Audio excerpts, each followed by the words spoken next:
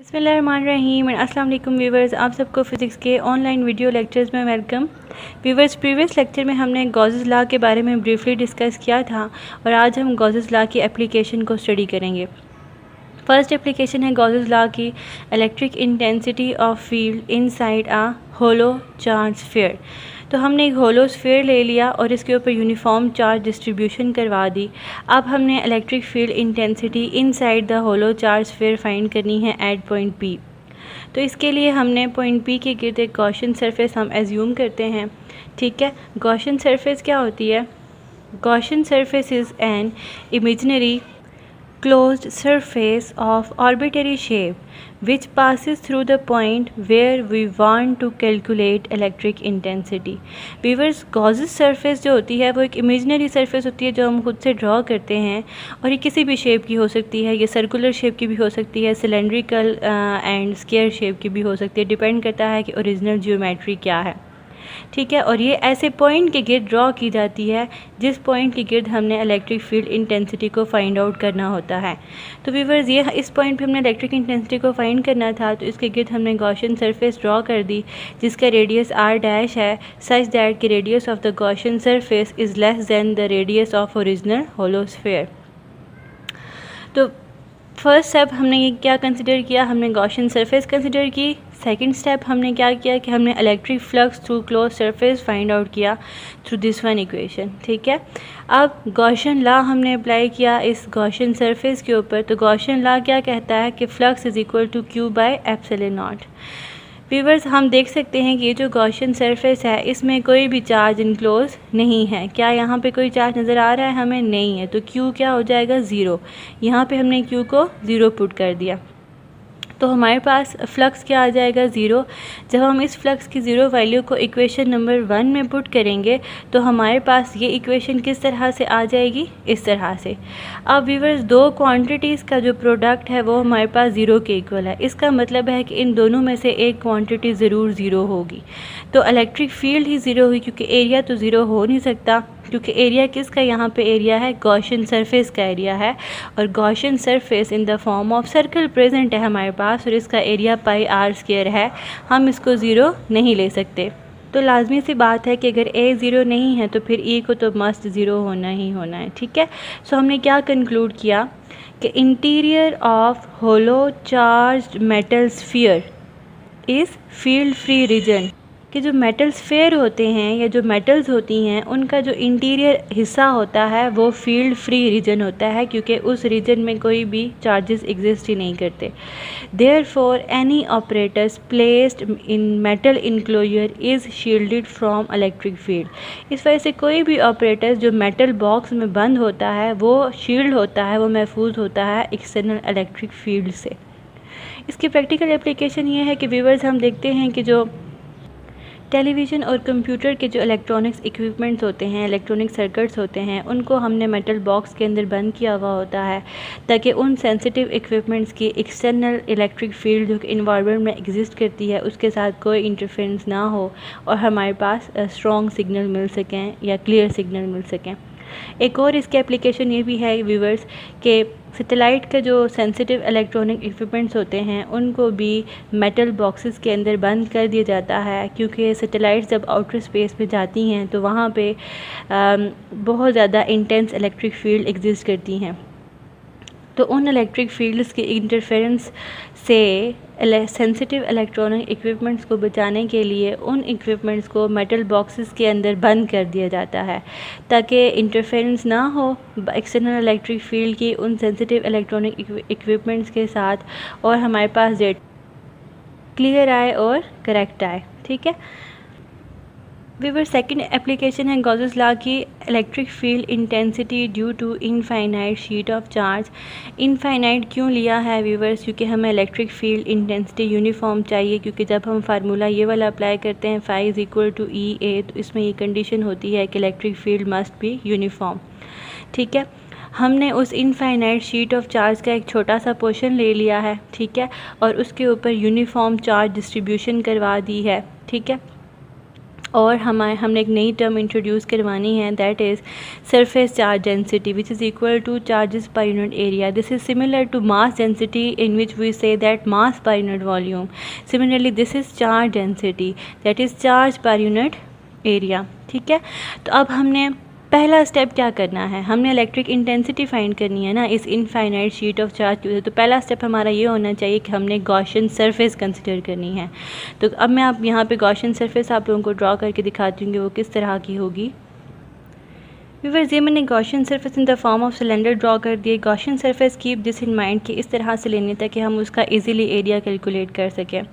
ठीक है, तो अब हम सेकंड स्टेप क्या है हमारा कि हमने ये वाला फार्मूला यूज़ करना है फ्लक्स का. और हमारे पास 3 फेसेस हैं इसके, right face, left face and curved face. अब हमने थ्रू ऑल दीज फेसेस हमने इलेक्ट्रिक फ्लक्स कैलकुलेट करना है. So flux through phase 1 is which is the left phase and which is this one. अब देखिए हमने फ्लक्स का ये वाला फार्मूला यूज़ किया. इन दोनों के दरमियान में एंगल है थीटा. थीटा की कितनी वैल्यू है 0 क्योंकि इलेक्ट्रिक फील्ड और ए दोनों सेम डायरेक्शन में है और cos 0 हमारे पास 1 होता है. सो फ्लक्स आ गया हमारे पास इस फेस से. ठीक है, अब हमने फ्लक्स कैलकुलेट करना है थ्रू राइट फेस. अगेन हमने वही फार्मूला यूज़ किया. Angle between them is theta and E and A are in same direction, they are parallel, so angle between them is 0, cos 0 is 1. So हमारे पास second electric flux की value भी आ गई. अब है हमारे पास थर्ड फेस. तो व्यूअर्स, थर्ड फेस में जो कर्व्ड फेस है, अब या तो इलेक्ट्रिक फील्ड इस डायरेक्शन में होगी या इलेक्ट्रिक फील्ड इस डायरेक्शन में होगी. अब कोई भी एक डायरेक्शन ले लें. सपोज़ मैंने इस तरफ ले ली, तो इस केस में एंगल बिटवीन ई एंड ए कितना है 90 है. ठीक है व्यूअर्स, 90 एंगल है ई और ए के दरमियान में. तो अब हमने यहाँ पे पुट किया इसको, थीटा 90 पुट किया तो cos 90 हमारे पास होता है 0. उसकी वजह से ये इक्वेशन क्या हो जाएगी 0. अब हमने टोटल फ्लक्स फाइंड करना है इन तीनों फेसेस के अंदर से, तो हम इनको ऐड कर देंगे viewers. Flux through phase 1, flux through phase 2 and flux through phase 3. तो इसका फ्लक्स 0 था वाइल इन 2 फेसेस के फ्लक्स थे, हमने ऐड अप कर दिया. अब हमने जो है थर्ड स्टेप वो क्या लेना है, हमने गॉसेस लॉ अप्लाई करना है. तो गॉसेस लॉ क्या कहलाता है, Q बाय एप्सिलॉन नॉट के इक्वल होता है. ये वैल्यू हम इस इक्वेशन में पुट करेंगे. तो हम यहाँ से, अब चूँकि हमने इलेक्ट्रिक फील्ड इंटेंसिटी निकालनी है ना, मकसद तो हमारा ये है, तो हम ई को एलिमिनेट कर देंगे. बाकी सब चीज़ों को हम इस तरफ लेकर चले जाएंगे. और मैंने डिफाइन कर दिया था कि charges per unit area gives you a surface charge density sigma. So हमारे पास electric field intensity because of the infinite sheet of charge की वैल्यू आ गई. You have to memorise this value. ठीक है व्यूअर्स, मैं 4 स्टेप्स आपने करने हैं. फर्स्ट स्टेप क्या करना है, गॉसियन सरफेस लेनी है. सेकेंड स्टेप क्या करना है कि हमने लेना है फ्लक्स की ये वाली value E dot A. Third step हमने क्या करना है कि इस फ्लक्स की वैल्यू को गॉसियन लॉ वाले फ्लक्स के साथ कंपेयर करना है. और फोर्थ स्टेप में हमने इलेक्ट्रिक फील्ड इंटेंसिटी की वैल्यू को फाइंड आउट कर लेना है. ठीक है, ये स्टेप्स मैं बार बार कर रही हूँ. इस इलेक्ट्रिक फील्ड इंटेंसिटी को हम वेक्टर फॉर्म में व्यूअर्स इस तरह से लिखते हैं. हम आर यूनिट वेक्टर इंट्रोड्यूस कर देते हैं.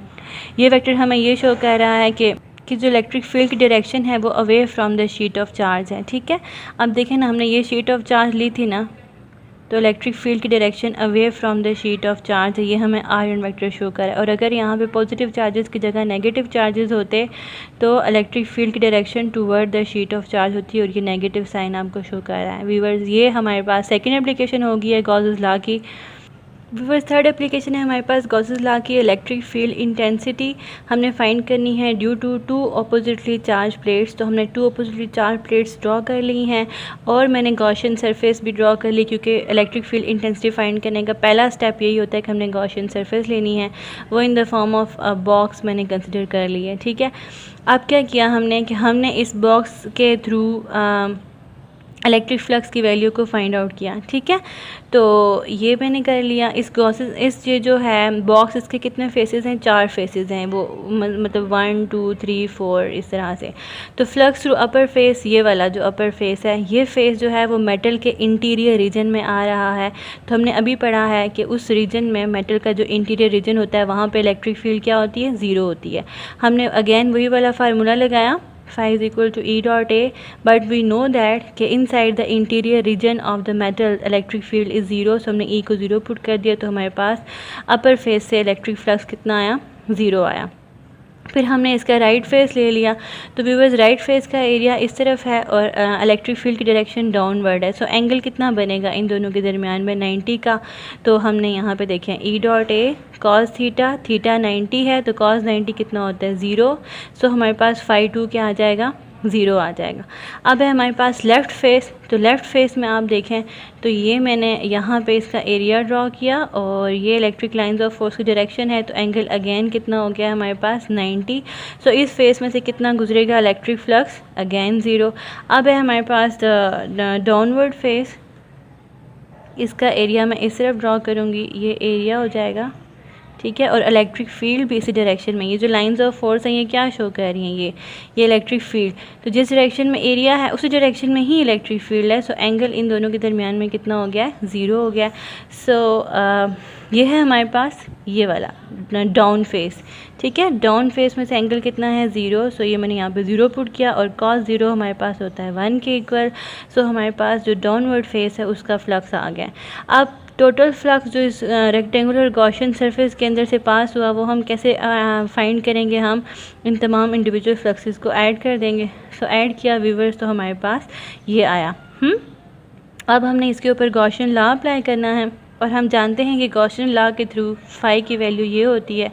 ये वैल्यू जब हमने पुट की तो हमारे पास ये आ गया। हमने चूँकि ई फाइंड करना है, इसको एलिमिनेट कर दें एंड ये जो क्यूब है ए है, this is giving you a surface charge density. So this is the electric field intensity for electric field intensity between the two oppositely charged parallel plates, and this one formula would be helpful for you in numericals. You have to memorize this. अब हम इसकी vector form लिखते हैं, तो हम are unit vector introduce कर देते हैं और ये हमें क्या शो करता है कि electric field is directed from positive to negative plate. Very simple, हमें पता है कि अगर इस तरह से हो तो इलेक्ट्रिक फील्ड हमेशा पॉजिटिव टू नेगेटिव ही डायरेक्टेड होती है। तो व्यूअर्स ये थी 3 application of Gauss's law, very simple. अब हम इसको कंक्लूड करते हैं कि हमने इलेक्ट्रिक फील्ड इंटेंसिटी को फाइंड आउट किया कौन से 4 स्टेप्स यूज़ करके। तो सबसे पहले हमने क्या किया, गॉसियन सरफेस ली, कोई भी हमारे पास फिगर हो, हमने सबसे पहले गॉसियन सरफेस ली। उसके बाद हमने ये वाला फार्मूला अप्लाई किया फ्लक्स का।